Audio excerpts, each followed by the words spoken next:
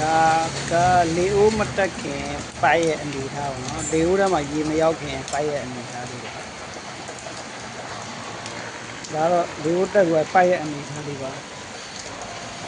အားတင်းသွားပြီမှာပိုက်ဖိလို့မရတော့ဒီမှာရေမှာလုံးဝဖိလို့မရတော့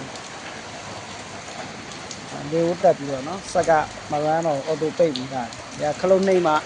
ရေထွက်တော့မှာဖြစ်တဲ့အတွက်ဒီကပြောစင်ပြန်ပုံမှာတွန်းရင်ဘာတွေကောင်းလဲဆိုရင်တော့ဒီလိုမျိုးဆေးရလုံးဝအမုံပဲထွက်တော့ရေလိုမထွက်တော့ဘူးပေါ့ဒီ pressure လေးပါသွားတယ်လေအိုးလေးပါသွားတဲ့အတွက်နော်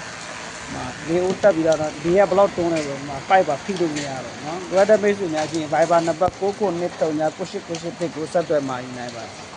ဗတိပုံးတွေမှာသုံးကျင်တဲ့မိတ်ဆွေတွေဆိုပေါ့နော်အရင်အဆင်ပြေပါတယ်ဒီမှာလက်ညှက်ပြီးတော့သုံးလို့ရလားလို့မျိုးလက်ညှက်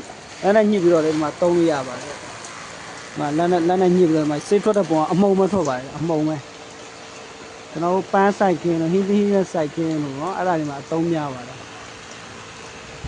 ရေထွက်တော့အရင်လှတယ်ရေထွက်တာတော့ကားလှ